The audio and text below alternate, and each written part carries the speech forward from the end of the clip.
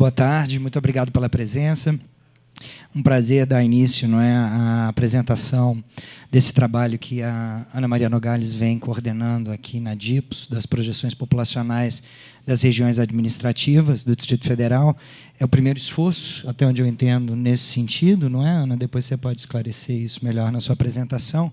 Então, é um trabalho, eu acho, de extrema importância para a gente entender, não é, as características populacionais do nosso território e, em particular, de cada uma das regiões administrativas. Não é? Esse é o grande avanço que a gente faz aqui e oferece, portanto, não é, para a população do Distrito Federal e para os gestores dessas regiões administrativas, no futuro, uma capacidade de projetar políticas públicas de acordo com a expectativa de evolução das populações dessas regiões. Isso é de valor inestimável, viu, Ana? Eu acho que você merece todo o louvor e o nosso agradecimento por esse empenho, porque eu acho que vai ficar como um legado importantíssimo para todo o processo, não é, de planejamento e de desenho de políticas públicas locais, não é, no âmbito do Distrito Federal. E, através de você, obviamente, eu parabenizo o esforço todo da equipe, né, da DIPOS, que eu tenho certeza que tem que se dedicado de forma constante, né, incansável a essa tarefa, que ainda está em andamento, não é? Você vai falar disso também. A expectativa é que eu fui super generoso, né, que eles façam esse trabalho até 2030, não é isso? E a ideia é que isso esteja concluído até o final desse ano, nas próximas semanas, não é? Ademais, não é um elemento importante na próxima semana, né? Então tá bom. Não tem mais muito tempo. O próximo, um outro aspecto importante disso é da gente também fazer, não é, a expansão da amostra da PIDAD e vincular, não é, a PIDAD com esse esforço todo, não é, de projeção. Isso, Bruno, eu não sei se vem agora ou se vem mais para frente, mas certamente fica aí como uma possibilidade também para a gente ter dados expandidos da nossa pesquisa distrital por amostra de domicílios cada vez mais fidedignos, mais próximos da nossa realidade. Eu vou passar a palavra para a Ana, que vai fazer a apresentação. Obrigado. E a gente depois volta e abre para uma rodada de perguntas e de debate, ok? Obrigado de novo, Ana. Obrigada, Lúcio. Então, boa tarde a todas e a todos. Em primeiro lugar, eu queria agradecer enormemente toda a dedicação da equipe da DIPOS, né, e que me estimularam a seguir e realizar esse trabalho, e ainda estamos empenhados porque temos que fechar. Então, foram horas e horas, né, aí toda semana, noite, fim de semana, e a gente sabe que é o melhor que a gente conseguiu produzir. Temos ainda muitas incertezas, mas é melhor ter uma estimativa do que não ter nada, e ter, pelo menos, né, algo que, mesmo que incerto, nos dê um pouco de um norte, né, para as nossas políticas públicas. Então, eu vou passar a apresentação, vou ficar em pé. E depois a gente abre para as perguntas. E eu passo, né, aqui. Então, são as projeções populacionais do Distrito Federal por regiões administrativas. Eu queria, primeiro, falar que esse trabalho, a gente... estamos trabalhando em projeções já há um pouco mais de 2 anos, porque nós vimos, né, que, para as projeções por regiões administrativas, a gente tinha que corrigir as projeções para o DF como um todo.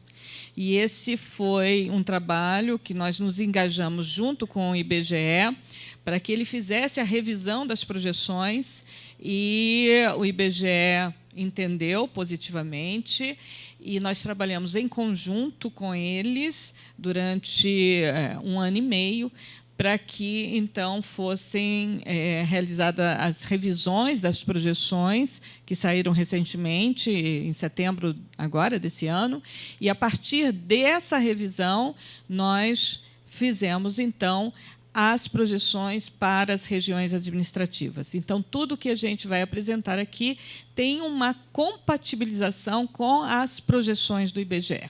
Então, isso foi muito importante, porque, na discussão com vários gestores, ficou claro que a gente precisava ter, né, essa convergência com o IBGE, porque é o órgão máximo da estatística brasileira, o órgão oficial. Então, esses dados de projeções populacionais são usados pelas diversas secretarias, e a gente tinha que ter essa convergência de resultados para não termos fontes dali e de cá. Então, esse foi um grande esforço. Não é uma projeção totalmente independente, é uma projeção para as regiões administrativas, considerando a projeção da área maior, que é o DF. Apesar de algumas divergências que eu, particularmente, tenho com relação à projeção do IBGE, mas, hoje, essa é a revisão oficial. Ela vai ser revista em 2022, por aí, quando forem publicados os resultados do censo de 2020, esperando que o censo de 2020 seja realizado. Então, ainda estamos, né, nessa expectativa. É isso? Então, o que a gente vai falar hoje é um pouco sumário, a importância das projeções populacionais, as tendências demográficas gerais, e depois, especificamente, a estimação e projeções populacionais para o DF, e falando um pouco das estratégias utilizadas e os resultados de maneira mais geral. Então, você está passando, eu aperto e você aperta. Muito bom. Tá certo. Então, pode ser. Então, aqui, só para falar da importância das projeções, eu sei que a gente tem uma demanda enorme de dados populacionais, porque é com base nesses dados que são realizadas as políticas, né? Principalmente nas áreas sociais, de educação, saúde, assistência social, e isso vai implicar, por exemplo, na estimativa das taxas de desemprego, ou seja, tudo vai, né, ser afetado pelas estimativas populacionais. E a gente precisa, cada vez mais, de estimativas para pequenas áreas, ou seja, o território é onde a política acontece, e muito a gente discutiu lá na saúde, né, com a equipe de atenção primária, que eu preciso de uma estimativa muito pontual no território, minha área de abrangência. Então, pelo menos por regiões administrativas, é importante que a gente tenha essas estimativas para o Distrito Federal. Em geral, os censos têm sido a principal fonte de dados de estimativas populacionais para áreas menores, mas a gente sabe que o censo é uma pesquisa domiciliar, tem o questionário censitário, que abrange, né, tenta abranger toda a população, mas a gente sabe das deficiências do censo, e ele acontece a cada 10 anos. Então, com um custo enorme. Então, cada vez mais, a gente tem usado dados administrativos para saber quais são as tendências demográficas. E isso aqui é importante, né? Estou vendo a saúde, a educação estão aqui. Importante que a gente tenha dados bastante fidedignos para entender essa dinâmica nesse período intercensitário, porque a gente fica, como agora, 2018, né, meio que... E aí? Quantos somos? Onde estamos? E um pouco às cegas, né, tentando fazer o melhor em termos das políticas públicas. Bom, as tendências demográficas, a gente trabalha com as componentes, né, que são a fecundidade, a natalidade, a mortalidade e a migração. Então, para cada uma dessas componentes, a gente faz uma hipótese ou estima, né, o seu nível, sua estrutura e quais são as tendências. Algumas certezas a gente tem. A gente tem certeza da queda da fecundidade, isso a olhos vistos, né? Hoje a gente pergunta para as meninas de 20 anos, né, você tem filho? Você vai saber que praticamente 95% dessas meninas, por exemplo, na Universidade de Brasília, não têm filho. Mas, se a gente for, por exemplo, né, na estrutural, essa realidade muda um pouco. Mas, em geral, o que a gente tem é uma queda da fecundidade. Então, antes a gente tinha famílias muito grandes, hoje as famílias são muito menores. Outra certeza, e que a gente quer que seja certo mesmo, é o aumento da longevidade. Então, não é? O professor Aldo está aqui para mostrar, ser testemunha desse aumento, dessa longevidade, e nós queremos chegar, né, com essa vitalidade aí. Então, isso tem nos levado ao envelhecimento populacional. O que é o envelhecimento populacional? É a mudança dessa estrutura etária, quando a gente tem um contingente muito mais idoso, né, adulto para idoso, e um menor contingente de crianças e jovens. Agora, temos muitas incertezas. E aí, como a gente, muitas vezes, não tem dados sobre alguns componentes, como a migração e a mobilidade no território, a gente tem que lançar mão de outras metodologias. A gente tem poucos dados sobre a migração. Nós somos um país que não tem o registro da migração. O Bruno e eu moramos na Bélgica, e lá, para mudar do primeiro andar para o terceiro andar, você tem que pedir permissão na comuna e registrar. Então, esse é um registro de uma mobilidade no espaço. Aqui, a gente não tem isso. Então, temos muitas incertezas também quanto à transição demográfica e suas desigualdades. Foi o que eu falei.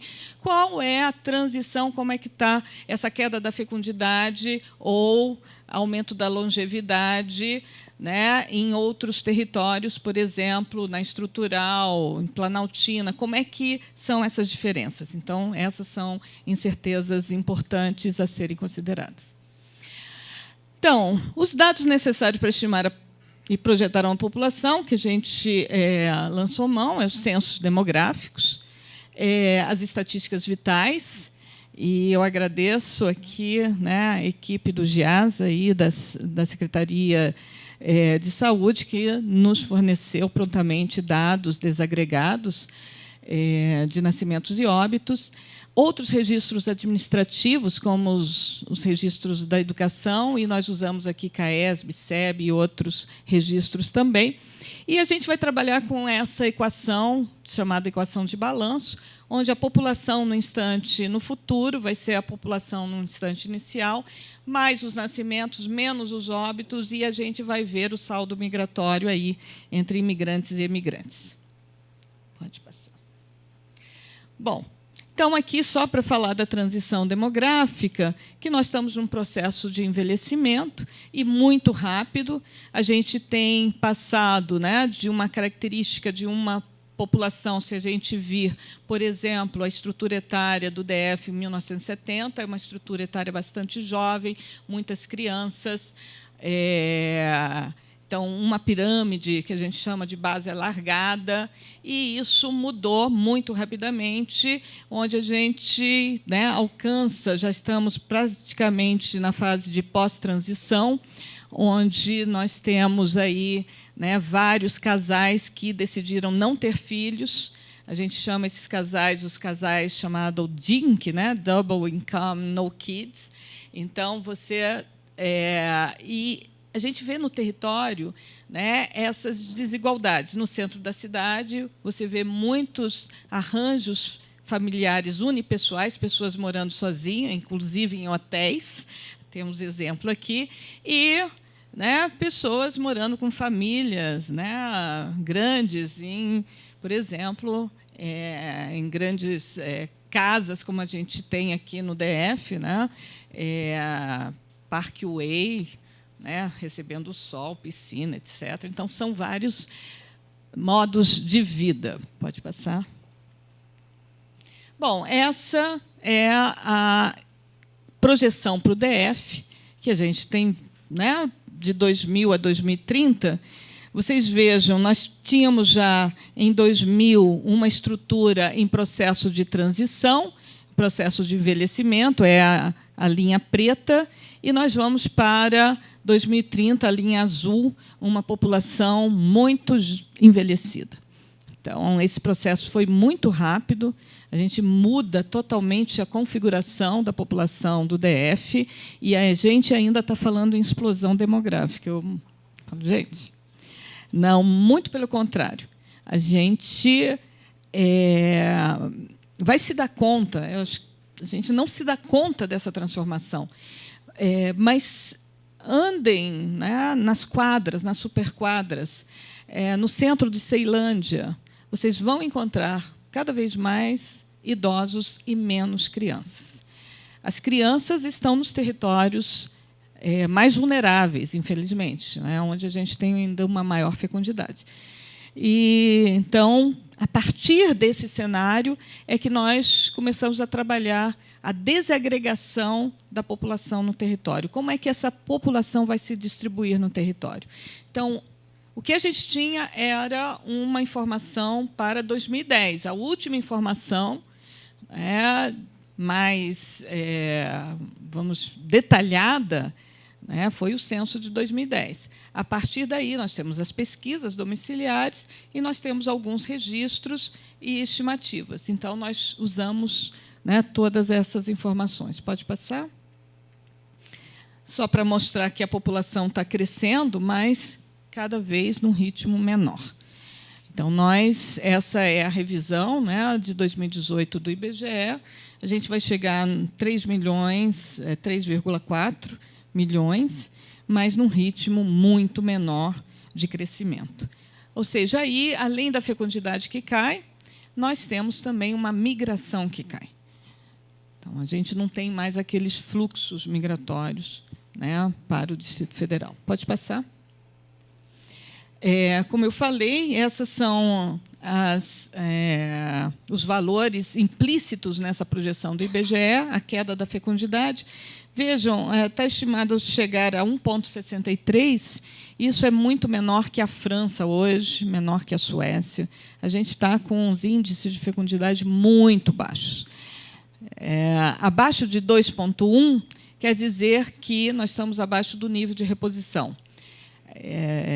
E, teoricamente, a população tende à extinção quando temos esses níveis de fecundidade. Então, brevemente, a população brasileira vai começar a diminuir. Ela envelhece e começa a diminuir. A gente acha que a gente ainda é uma potência de jovens. Ainda temos uma população adulta importante, mas, brevemente, a gente vai envelhecer cada vez mais. E essas são as projeções, né, da mortalidade, que estamos em revisão também. Então, a próxima revisão, a gente vai ter que fazer a revisão da esperança de vida, né, mas essas são os valores implícitos nessa projeção. Claro que a mulher vive mais que o homem, né? Por isso que eu digo que o homem é o sexo frágil, ele é muito delicado, geralmente. Podemos passar. Bom, aqui, né, só para falar desse processo, e que hoje, né, na entrevista que eu fiz pela manhã, mostra aí o aumento do contingente de idosos, que sai de 7,6% em 2010 e chega a 16,6% em 2000. Então, essa é o que vai acontecer em todo o Brasil, essa transição, e a gente vai ter que discutir certamente várias políticas públicas, entre elas a política, né, de saúde, que é muito importante, a gente ter uma sociedade, uma cidade mais acolhedora para a população idosa, por exemplo. Pode passar. Então, falando sobre a estimação e projeções segundo as regiões administrativas, o nosso problema é que, dada essa projeção do DF, como distribuir essa população nas suas RAs? O interessante é que, a partir de 2010, a gente já viveu 8 anos. Então, nesses 8 anos, o que aconteceu com a população do DF? Onde ela está? Então, esse trabalho, primeiro, foi de fazer essa estimativa. Onde estão, né, as milhões de pessoas, né, que foram estimadas, segundo o IBGE, para esses anos mais recentes, para depois projetar. Então, vejam, a gente tem alguns problemas. Em geral, a gente tem, as estatísticas vitais têm qualidade deficiente sobre endereço de residência de nascimentos e óbitos. Discutimos muito isso lá na saúde e, né, foi sugerido estratégias para aprimorar essa informação, porque como você distribui os nascimentos no território se você não tem a informação do endereço correto? Então, esse é um problema. Outra questão é como se dá a mobilidade intraurbana. Né? Quem é que sai, por exemplo, de onde saem as pessoas que vão morar em Águas Claras? Quem é que saiu, né, e de onde saiu para ir para o Paranoá-Parque? Quem é que ficou na Asa Sul? Quem é que mudou, quem é que não mudou? Então, como estimar os níveis de tendência dessas variáveis demográficas nesse nível de detalhamento? Então, a gente tem 2 problemas. Primeiro, trabalhar com pequenos números, e muitas vezes a gente nem sabe, tem uns números que não têm uma qualidade boa, e a gente tem uma grande variabilidade ao trabalhar com pequenos números. E a gente queria fazer o seguinte, né, estimar a população segundo o IRA, só que em 2000 a gente tem 19, entre 2000 e 2010 foram criadas mais 11, né? E, após 2010, a gente tem mais outra, que é a Fercal. E outro problema, os limites das RAs ainda não foram definidos por lei. Esse é um problema. Como é que eu vou falar? E a gente viu que a delimitação por RA, a CEGET tem uma delimitação, a gente tem outra, cada um tem uma, saúde tem uma, segurança tem outra. Bom, de que RAs estamos falando? Então, esse foi já o primeiro desafio para trabalhar com essas projeções, porque estamos falando de RA e estamos projetando. E aí a gente sentou com a CEGET, com a saúde, sentamos, né, com várias secretarias. Pode passar? Acho que pode passar mais um. Então, nós temos aí as RAs, né, as regiões administrativas, que essa é a configuração da PIDAD. E pode passar. Essas são as regiões mais recentes e a Fercal, por último. Pode passar. Depois eu vou mostrar para vocês como é que a gente vai apresentar, e agora está apresentando, né, os resultados da projeção, segundo os eixos, né, de crescimento no território, e a gente pensou, né, seguindo os eixos de ligação viária, né, eixo leste, eixo sul, sudoeste, e a gente vai mostrar isso para vocês.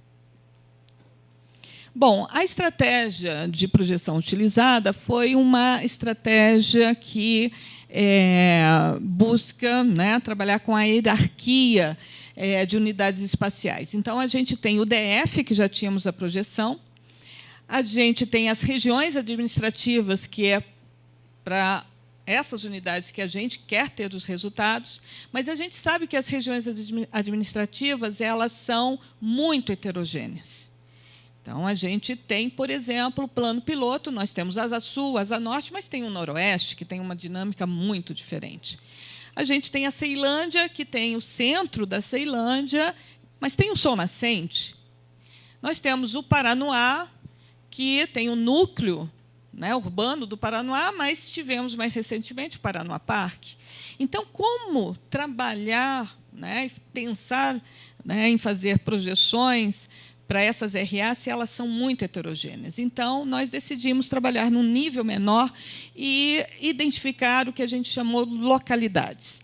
O que seriam localidades? Seriam territórios dentro das RAs com identidade socioespacial, de tal forma que essas localidades a gente pudesse pensar numa dinâmica demográfica mais homogênea. Então, nós identificamos, com base nos censos de 2000 e 2010, 116 localidades. A gente respeitou a delimitação dos setores censitários de 2010, sempre que possível. E nós, então, a partir dessas localidades, nós fizemos estimativas pós-censitárias, ou seja, a partir de 2010, com observações até hoje, ou seja, até a semana passada. A gente esteve no Morro da Cruz, fazendo uma observação em loco, e projeções, né, até 2030. Pode passar? Então, essas localidades são desse tipo. Localidades que existiam em 2000 e em 2010 e que tiveram crescimento de moderado a negativo no período. Ou seja, nós temos aí várias localidades que, né, mais perenes no território. Localidades que já existiam em 2000, mas tiveram um crescimento intenso entre 2000 e 2010, ou entre 2010 e 2018. Localidades que não existiam em 2000, mas passaram a existir em 2010, ou seja, não tinha nada em 2000, mas em 2010 elas já foram captadas pelo censo, como o sol nascente, por exemplo. Localidades que não existiam nem em 2000, nem em 2010, mas que existem hoje em 2018. O Paranoá Parque, por exemplo, o Riacho Fundo Parque, né, e outras localidades. E ocupações futuras, por exemplo, o Residencial Crixás, né, em São Sebastião. Então, a gente começou a mapear todas essas localidades. Pode passar? Então, essas, né, a gente considerou as primeiras como consolidadas e as demais como não consolidadas, mas, a partir, né, do tempo, algumas foram se consolidando, que a gente vê que ela tem, né, uma dinâmica intensa, mas depois ela, né, tem aí uma certa estabilização, como o próprio sol nascente, que a gente vê que essa dinâmica não tem sido tão mais intensa, né, no futuro. E a gente tem usado alguns métodos de projeção conhecidos, e a gente privilegiou o método de cortes componentes e de relação de cortes. Então, aí, usando também alguns modelos com variáveis sintomáticas. Pode passar? Então, na verdade, a gente usou métodos mistos, né, de relação de cortes, o modelo de Duchesne, variáveis sintomáticas, vendo o crescimento de número de domicílios, segundo CSEB, CAESB, né, que esse pode ser uma proxy da ocupação do território, o número de nascimentos, isso, de repente, Guará apresentou um número de nascimentos assim, porra, e aí nos levou a verificar o que estava acontecendo no Guará. E, para algumas localidades novas, a gente teve que imputar estruturas etárias, porque a gente não tinha nenhuma informação. Aliás, a gente usou também os dados da PIDAD mais recente para essa estrutura etária, quando possível. Então, aqui a gente faz o passo a passo, pode passar, que eu não vou ler, porque esse é... Então, o que a gente trabalhou com imagens, né? A gente trabalhou, foi um trabalho muito grande. Queria aqui agradecer publicamente a Patrícia, que não está aqui presente, mas que foi fundamental para que a gente alcançasse, né, esse resultado. Então, a gente trabalhou com shapefiles, pode passar, e aí fizemos a compatibilização de 2000 com 2010 na imagem. Pode ir passando. Então, aqui é só para vocês verem o trabalho de, né, localização dessas localidades e a sobreposição da malha de 2000 e 2010. Pode passar. E, bom, nós usamos todos os recursos aí de georreferenciamento, né, olhando a imagem entre 2000 e 2018, o que estava acontecendo no território, em todas essas localidades do território. Como eu falei, 116 localidades. Pode passar também, que depois...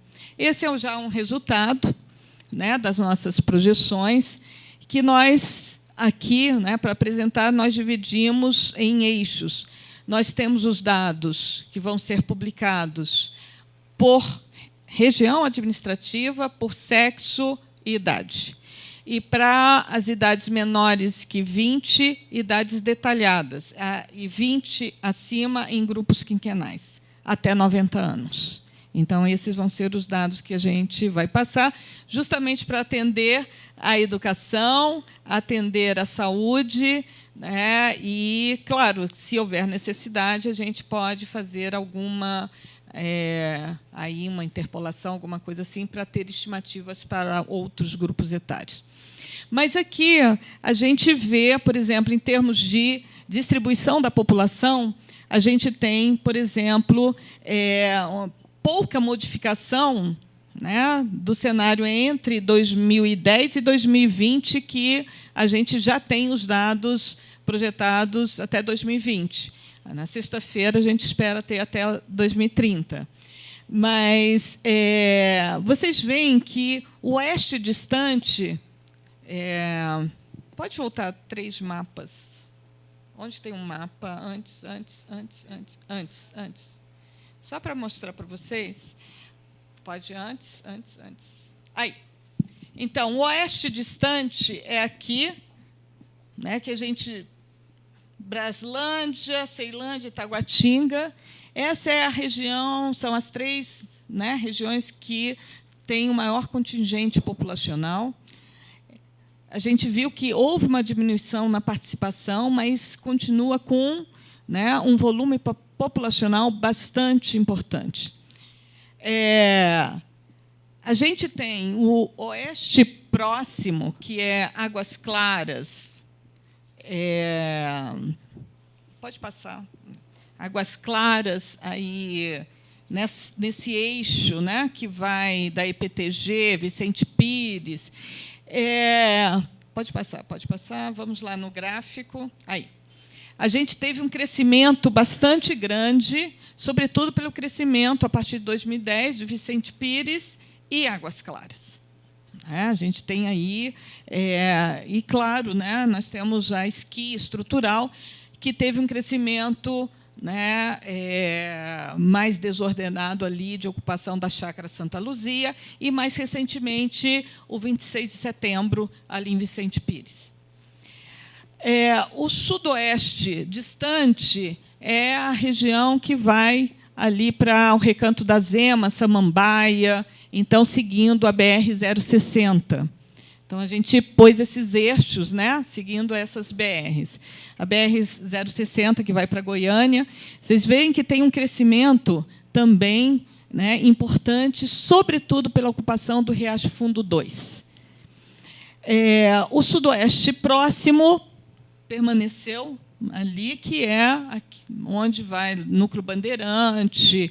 O Guará teve um crescimento ali, uma ocupação, né, mas ele não explode como outros que cresceram mais.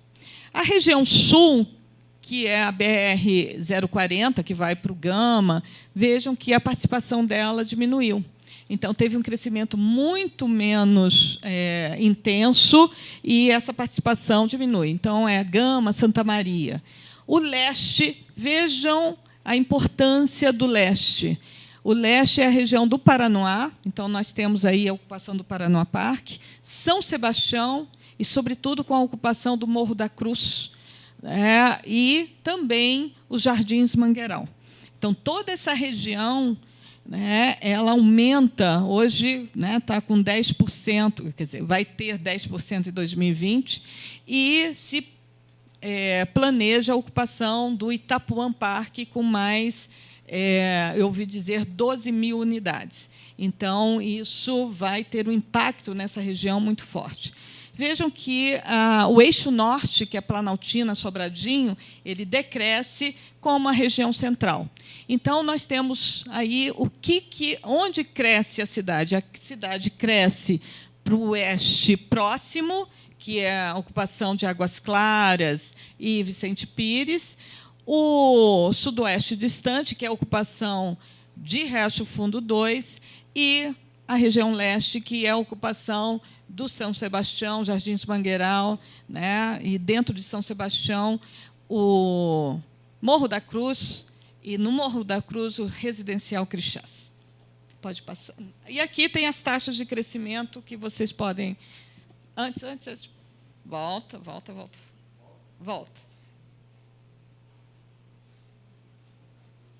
Você está indo para frente.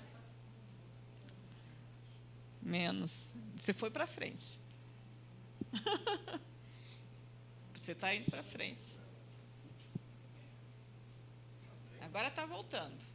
Pode voltar lá atrás. É só para mostrar. Aí. Então, aqui, só para a gente ver as posições, né, quem perde, quem ganha população. Hoje, e vai continuar Ceilândia como primeiro lugar, em termos de volume de população, mais de 400 mil habitantes, ou seja, essa é uma cidade, é uma região administrativa, mas é uma cidade grande, né, e ela está aí, né, junto com Samambaia, você, né, é todo aquele tecido urbano,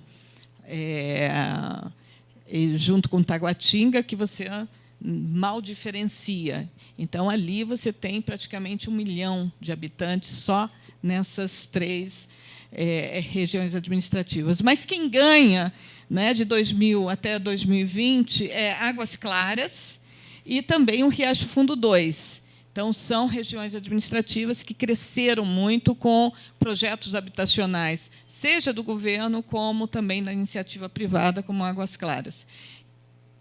Ganha também o Paranoá, né, com o Paranoá Parque. Era uma região que estava em decrescimento e ela teve aí um crescimento devido a esse projeto habitacional. Decrescem Sobradinho, Braslândia e Lago Norte, e outras, como Lago Sul, Asa Norte, vão perdendo, de certa forma, a importância no cenário maior do distrito, em termos populacionais, não em termos, né, de importância. Não vou falar que o centro perde importância. Mas... E o CIA? Então, você tem uma RA com quase 500 mil habitantes e uma RA com 2.500 habitantes. Nós temos uma desigualdade muito grande em termos de regiões administrativas.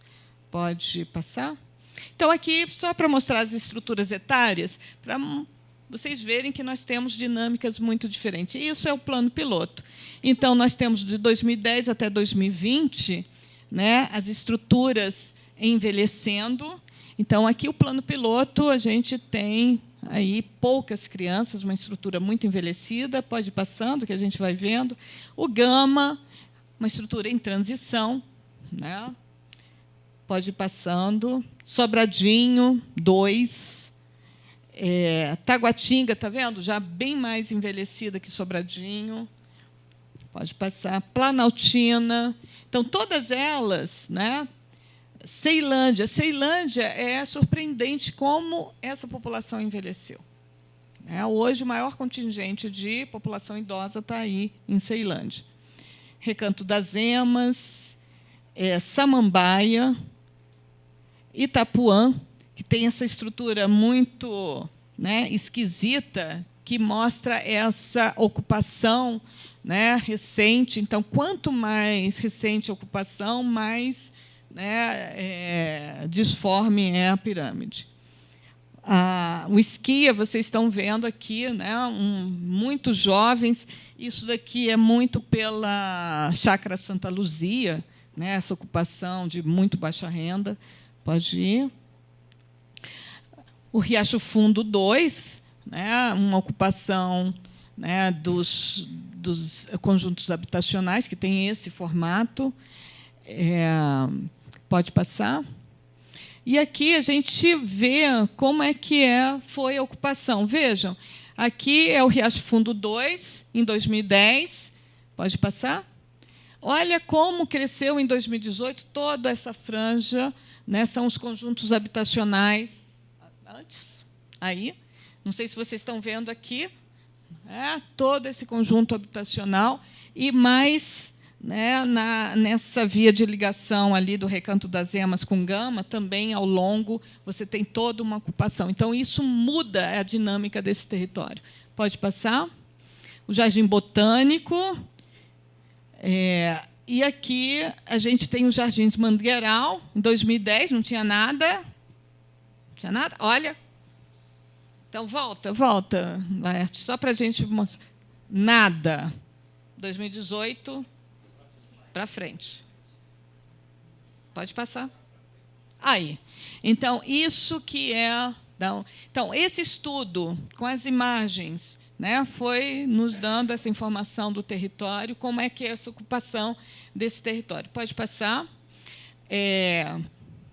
Então, aqui, São Sebastião também, com uma pirâmide muito esquisita, por causa dessa ocupação. Vejam, o núcleo rural Morro da Cruz, em 2010, 2018.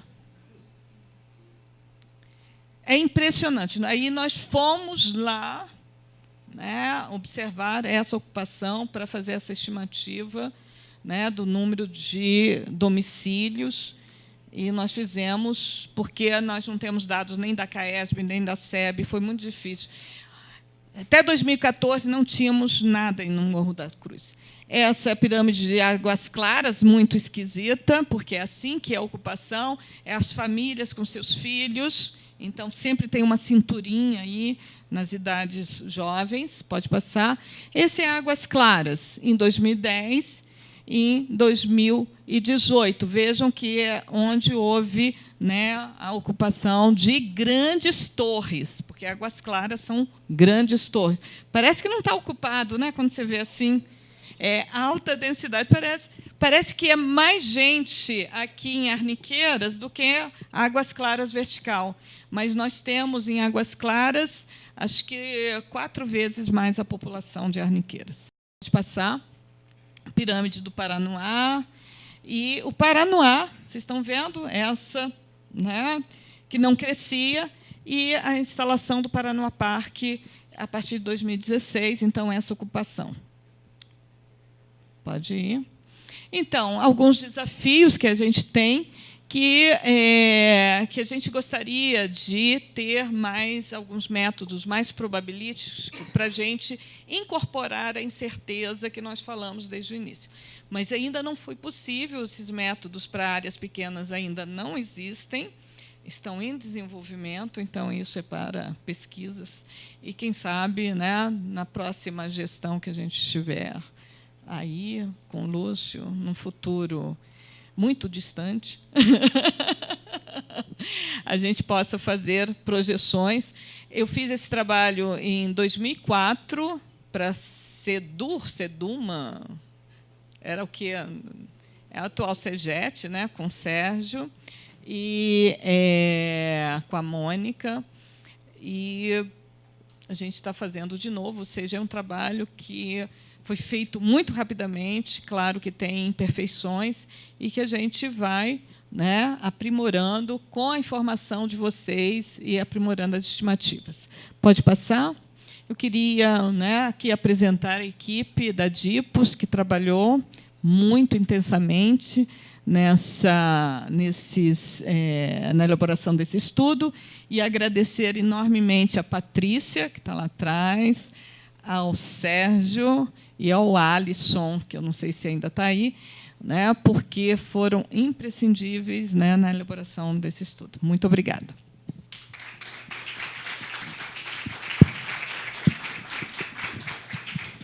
Pedimos para compor a mesa. Nós estamos sem o microfone volante. Aqueles que desejarem fazer alguma... Está aí. Algumas perguntas, obtenha assim a resposta.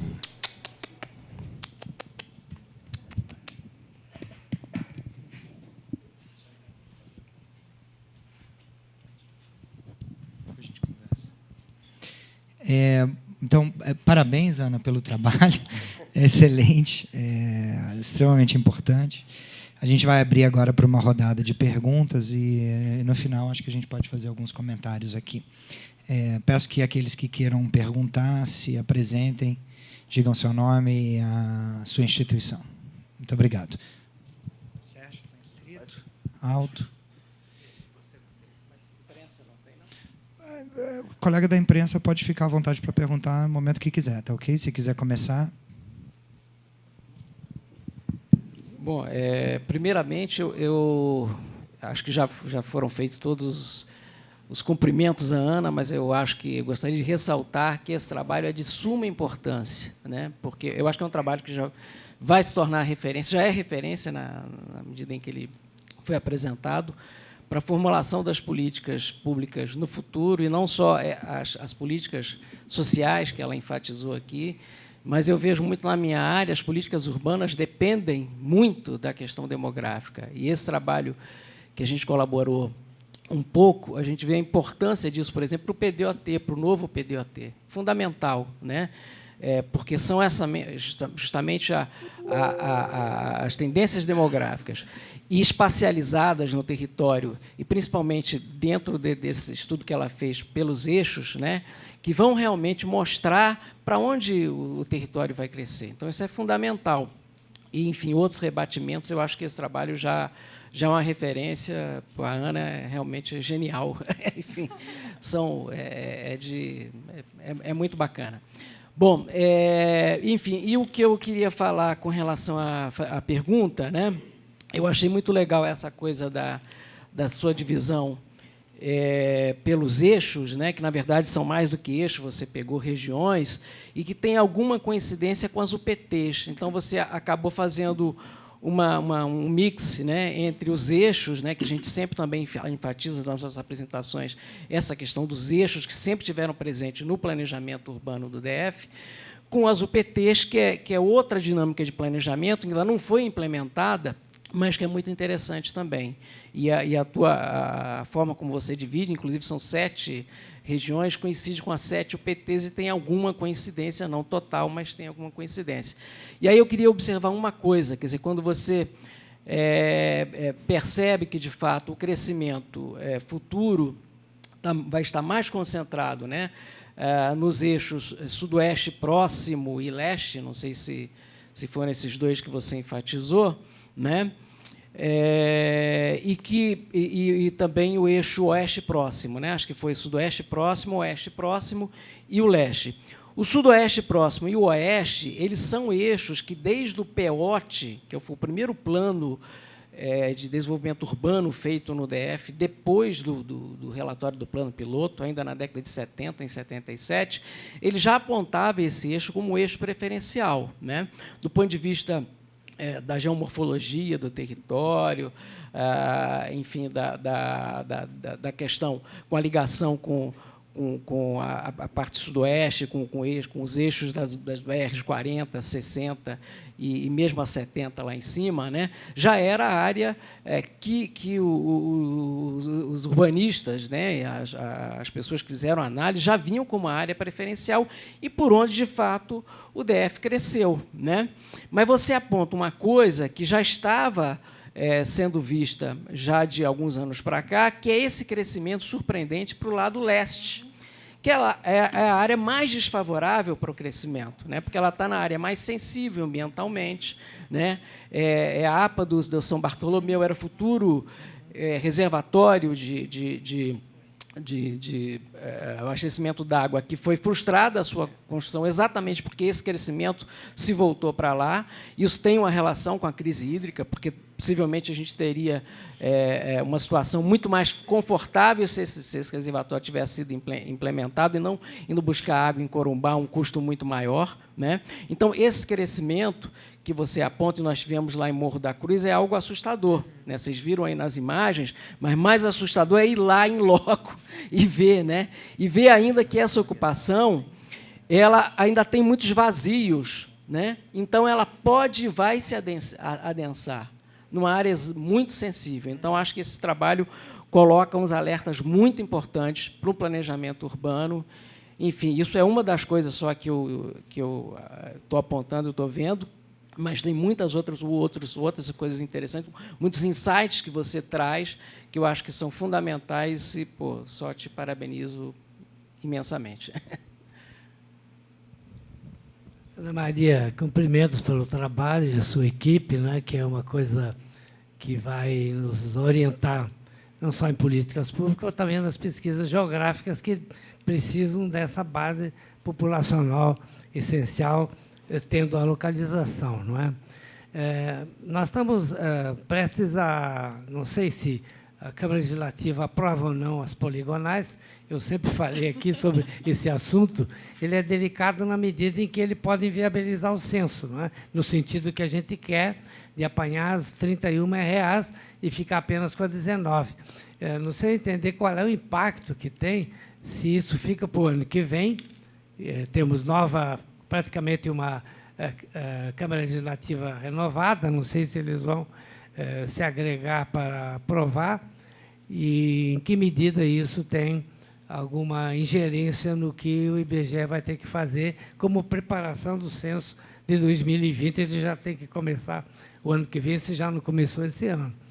Uma outra coisa é o seguinte, nessas RAs que vocês estudaram, estão também incluídas, o que também o Sérgio, de alguma maneira, falou, da penetração da população em áreas sensíveis, né, sobretudo o que é denominado, entre aspas, de condomínios, né, que inicialmente nos anos 70 eram condomínios rurais e que agora são, como, por exemplo, o Paranoazinho, um gigante em crescimento, que está sendo agora, aos poucos, aprovado em termos de projeto urbano, não é? Alguns núcleos do Paranoazinho. Então, eles estão entrando nas projeções. E, por último, a terceira pergunta é sobre... Eu sempre me interessei, já desde os anos 70, na primeira pesquisa que fizemos aqui, e aí vai a questão da longevidade, não é? Eu não parei o tempo todo, eu acho que isso leva em conta a sua gracinha com respeito à minha atividade, não é? Que eu recebo como, vai lá, um elogio por continuar trabalhando, mas o ano que vem eu já deixo o posto para alguém mais jovem, não é? Bom, aí eu diria o seguinte, como é que há uma diferença grande nos anos 70, quando você tinha um afluxo migratório bastante intenso, e atualmente tem algum mecanismo para verificar em que setores, além da área metropolitana, né, que agora é região metropolitana, que não está bem definida, está meio confuso do que é, qual é o conteúdo dessa região metropolitana, ela só vem, digamos, beneficiar aquela coisa que a gente teve no NIURI, na geografia da UNB, que era a área metropolitana, com os 12 municípios periféricos, menos Lusiânia e Alexânia, não é? Mas que, na realidade, eles têm relações intensas, e não sei se eles são também receptáculo da perda populacional do DF em favor de terrenos mais baratos, de aluguéis, etc., de espaço, mas que complicam a mobilidade do DF, que é outra questão para outra pergunta lá para o nosso Carlão, não é? Obrigado pela resposta. Tem mais alguma pergunta, colocação? Não? Então, vai lá. Obrigada pelas perguntas, Sérgio, obrigada, né, pelo incentivo. Bom, esse é um trabalho, devo dizer que são poucos demógrafos que estão fazendo trabalhos nessa natureza, porque é muito difícil. E no DF é mais complexo ainda, porque você tem territórios que são ocupados e muito rapidamente adensados, e você não tem muita ideia. Então, esse realmente é um trabalho onde a gente, metodologicamente, a gente está inovando também. Então, isso é muito importante, viu, Lúcio, que nós estamos trazendo inovações, e vou apresentar esse trabalho na semana que vem, num seminário de pequenas áreas em Salvador, entre demógrafos, e para que a gente possa avançar metodologicamente, porque hoje o IBGE não tem projeções para municípios por sexo e idade. Ele está muito resistente em fazer essas projeções, estimativas e projeções, porque as informações também são poucas e ele recebe muitos processos. Então, aqui, mas são importantes as informações, mesmo que a gente tenha incertezas, como você disse.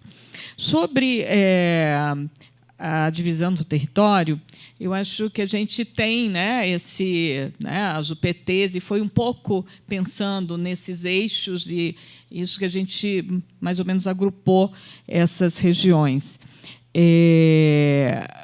Na verdade, o crescimento é o sudoeste distante, que é o Riacho Fundo 2, o oeste próximo, que dá um crescimento de Águas Claras, e o leste. E realmente foi surpreendente para a gente, mas o leste já cresce há algum tempo. A gente teve a ocupação de São Sebastião, como você disse, que ele foi elevado à região administrativa. Antes era a chamada Agrovila São Sebastião, que não tinha de agro, não tinha praticamente nada, mas e que comprometeu toda aquela região. E o que a gente vê é aquela ocupação já do Jardim Botânico, penetrando, indo na direção lá de São Sebastião, e agora a ocupação mais do lado oeste, ali para Morro da Cruz, atrás da Papuda, do lado leste, ali é mais do lado leste, indo quase na divisa, com Minas Gerais, indo para aquela área ali. Bom, então é interessante ver, que esse crescimento que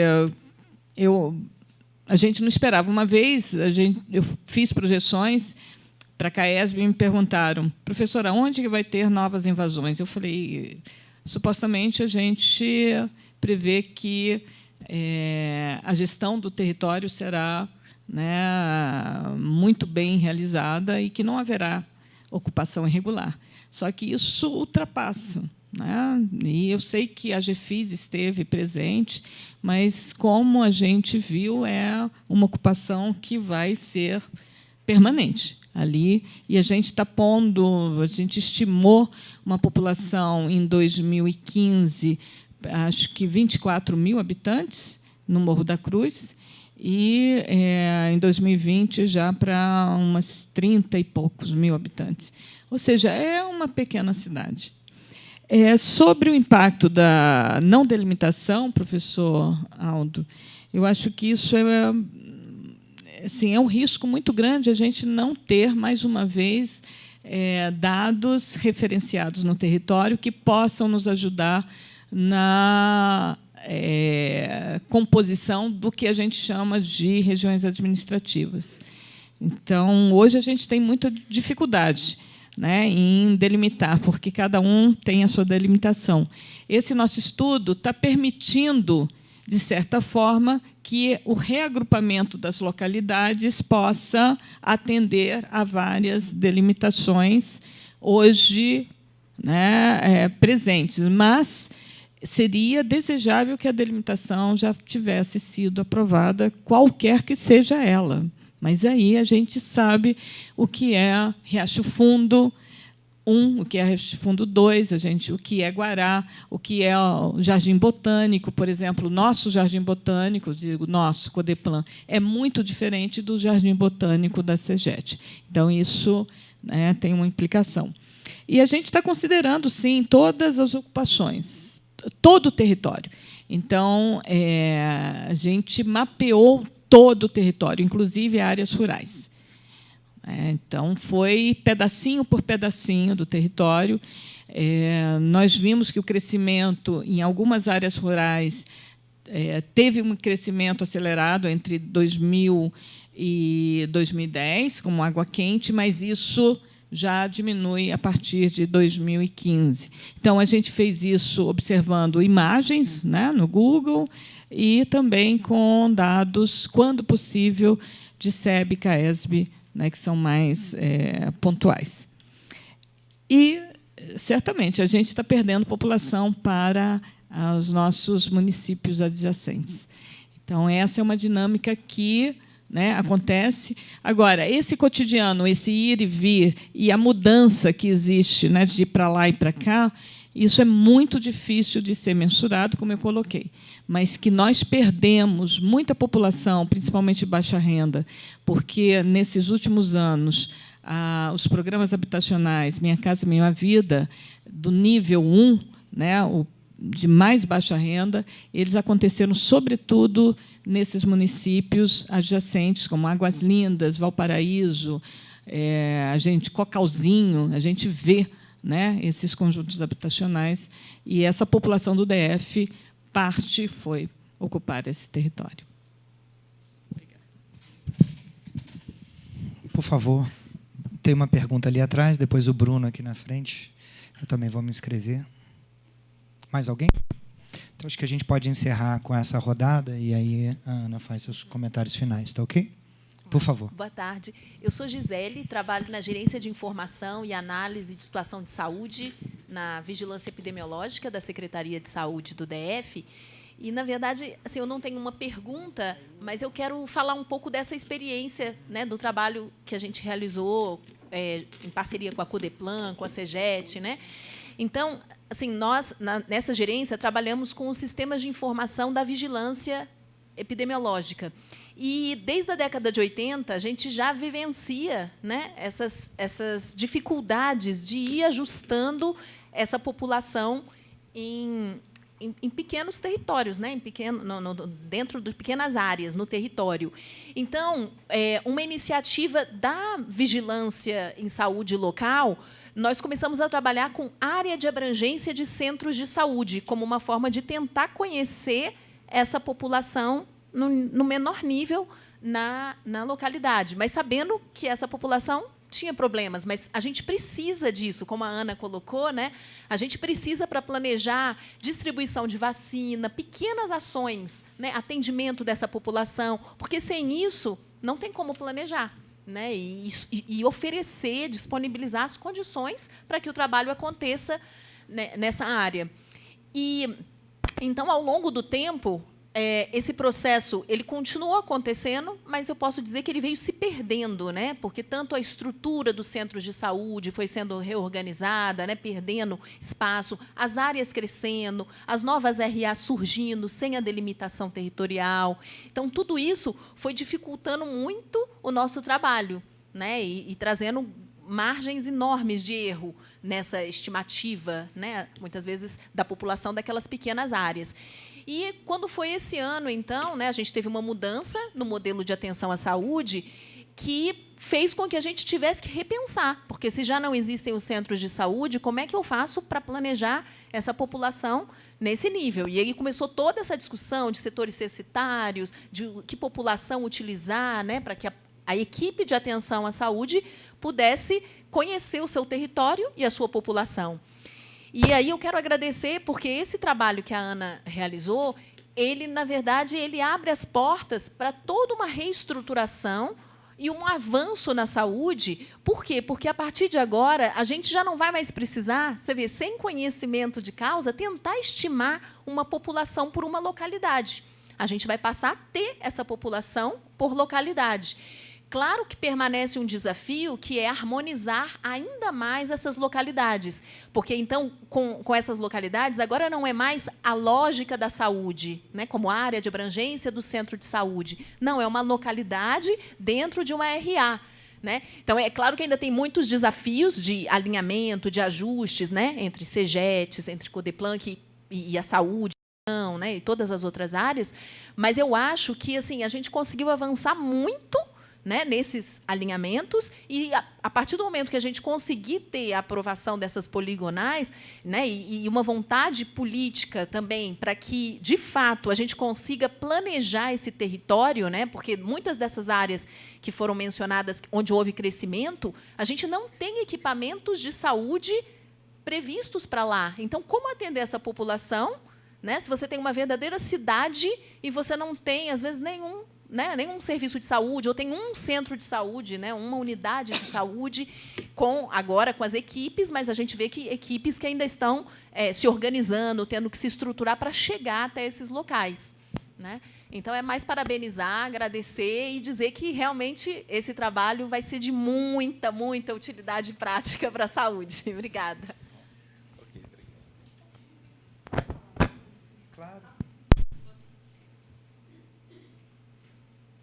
Aproveitar o gancho da colega da saúde, né? Eu sou da educação, trabalho junto ao monitoramento do Plano Distrital de Educação, e parabenizar a Ana Maria e dizer que o trabalho dela, assim, para a gente vai ser excelente, né? Ela sabe de quanto é difícil para a educação, né?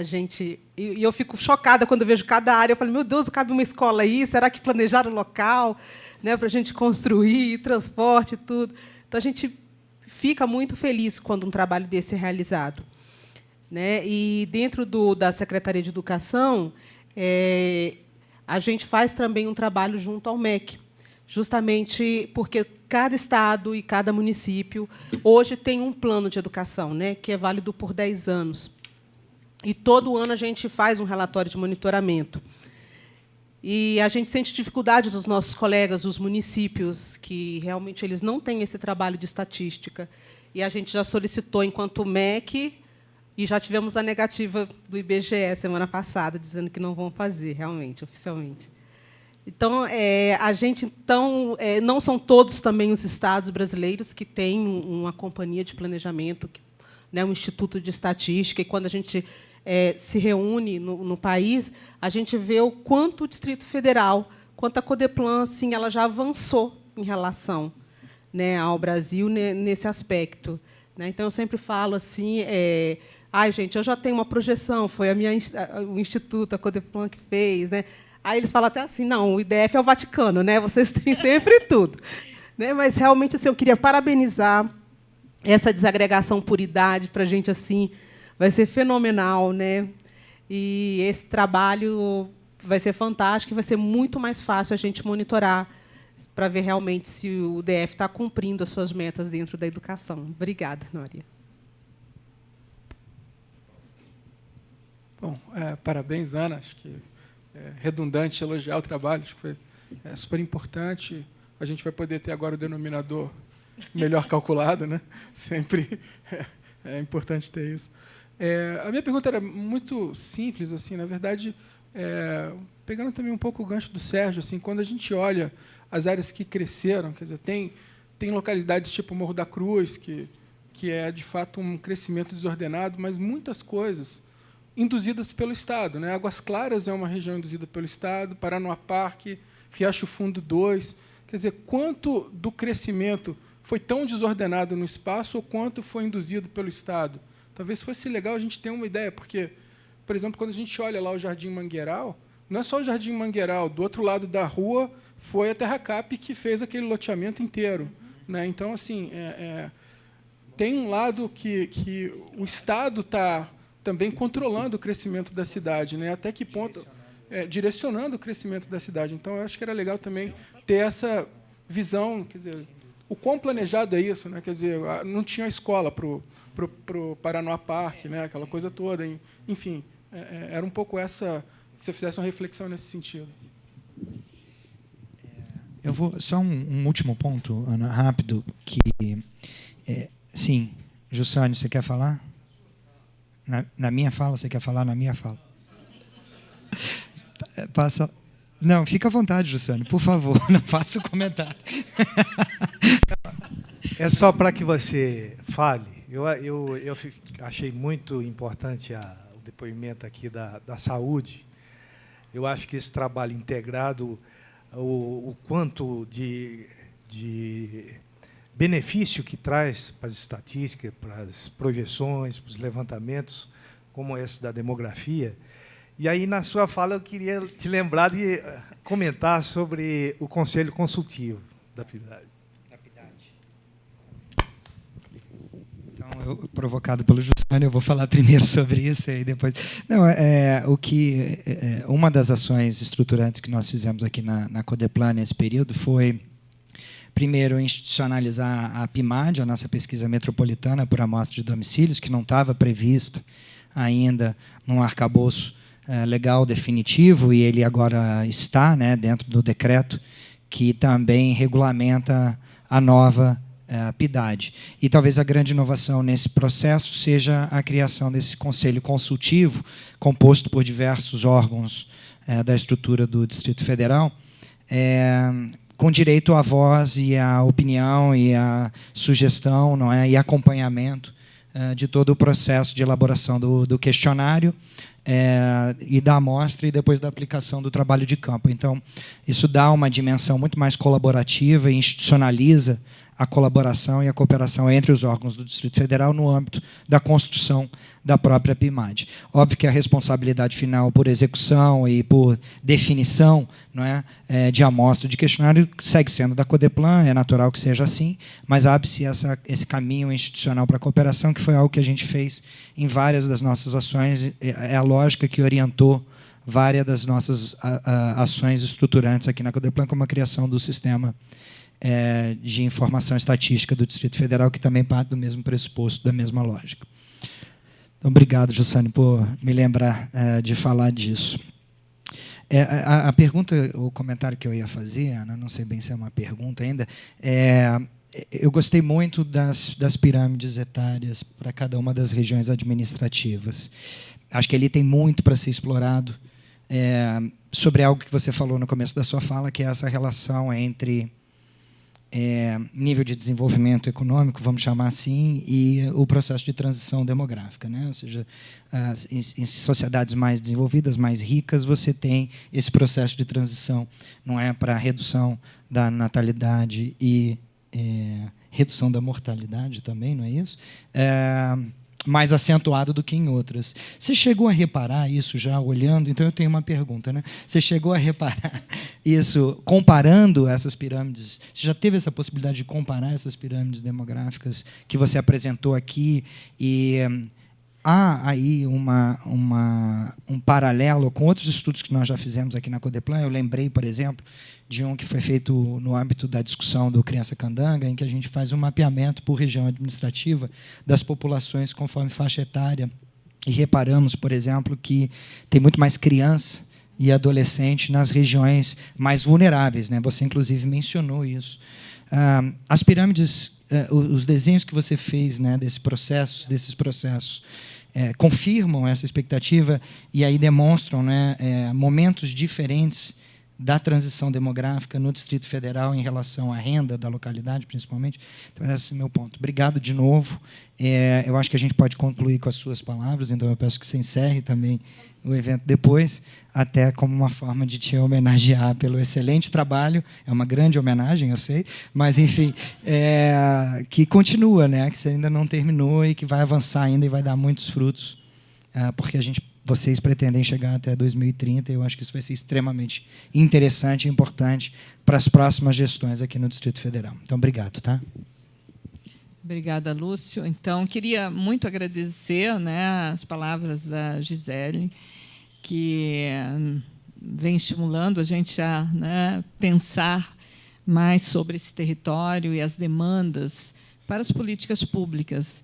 A educação também, a gente falou, não, eu preciso desagregar, porque a educação precisa, né, as faixas etárias que não são as tradicionais, que a gente trabalha por faixas quinquenais, e é preciso a gente ter, pelo menos, alguma estimativa para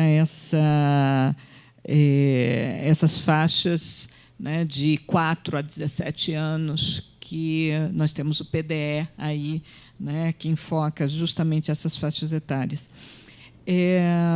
Então, obrigada. Eu acho que a gente continua, né, mesmo talvez não continuando aqui na Codeplan, esse tem sido o meu exercício profissional, a minha carreira acadêmica, né, nessa área de demografia, e me interessa muito aprimorar metodologicamente, falando as estimativas e repensando esse território. Sobre a questão da ocupação, eu acho, Bruno, você tem totalmente razão.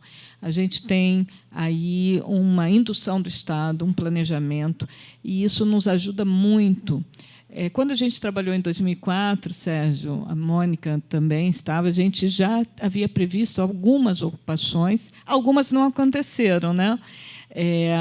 Mas havia projetos. Se houvesse mais projetos e repensado, né, melhor o território, a gente não teria, por exemplo, a ocupação que houve do próprio São Sebastião, lá no início, e depois o Jardim Botânico, também, que é uma ocupação irregular, e agora o Morro da Cruz, que segue, né, esse formato de ocupação irregular. Ou 26 de setembro, ou a Chácara Santa Luzia, ou, né, outras ocupações que a gente vê aí no território, que a própria Água Quente, por exemplo, a gente apostou, por exemplo, em algum crescimento ali no Café Sem Troco, e houve um pequeno, mas não tanto assim. Então, também, né, projeção tem isso. Você vai, como é que vai a economia, para onde que vão? Geralmente a gente vê, né, a mobilidade, os eixos viários. Aí havia uma no passado, né, você ter um anel rodoviário no Distrito Federal que passava por tais áreas, e ali poderia ter um crescimento, e não houve. Mas o Paranoá Parque, por exemplo, já estava previsto lá atrás, e outras ocupações também. A gente não tinha previsto Águas Claras do jeito que foi, né? E um empreendimento que houve tanta discussão, que foi o Noroeste, que ia, né, crescer, né, rapidamente. Bom, não foi tanto assim. Mas eu disse, lembra? Não vai ser. Então, em 2004, eu falei, olha, não tem população para isso, porque a gente tentou fazer por faixa etária. Então, nós estamos nesse faixa de renda. Então, nós estamos também, a metodologia de projeção, e essa até 2030 está um pouquinho mais demorada, porque a gente está fazendo por faixas de renda e vendo como é que é a dinâmica dessa, já te respondendo um pouco, né, dessas localidades no território. Quando a gente agrega por região administrativa, não aparece tanto a questão da dinâmica precisa do território de mais baixa renda, com território, né, de renda média, ou de uma dinâmica mais consolidada, porque a gente está agregando localidades heterogêneas dentro de uma RA. Então, por exemplo, São Sebastião, nós temos o núcleo de São Sebastião, que já é um... não, porque alguns têm muita diferença. Uma é ocupação recente, outro é ocupação. Então, na dinâmica do território, a gente tem, né, coisas diferentes. Mas, nas áreas geralmente menos consolidadas, de mais baixa renda, a gente tem, né, uma população muito mais jovem. Muito mais jovem, aí nascem as crianças. E, por isso, que a gente é importante ter essa distribuição dessa população no território, porque a gente sabe onde que a gente tem que ter escola, né, onde que tem que ter as creches, e onde que a gente tem que ter, né, atendimento para a população mais idosa. Onde estão os idosos? Então, eu falei, olha, lá no centro de Ceilândia tem muito idoso. Muito, muito idoso. Então, apesar de ser uma região, né, de uma renda relativamente baixa, mas ela é média-baixa, o centro de Ceilândia. Nas bordas, ali em Sol Nascente, é muito baixa renda. Então, você tem essa desigualdade. Então, mas pensar o território e ver todo o território, pensar no futuro, foi um prazer enorme poder ter feito esse estudo aqui, nesse ambiente, né, um ambiente de total liberdade. Queria agradecer você, Lúcio, publicamente o apoio, e o apoio de todas as diretorias, Bruno, professor Aldo, porque esse trabalho foi um trabalho, né, não de uma diretoria, mas de todas, um trabalho conjunto, porque sem esse, né, comprometimento de todos, a gente não teria chegado, que esse é um trabalho coletivo. Então, fico muito feliz de ter tido o apoio e o engajamento de todos vocês, e, mais uma vez, agradecer a equipe de toda a DIPOS, né? Obrigada.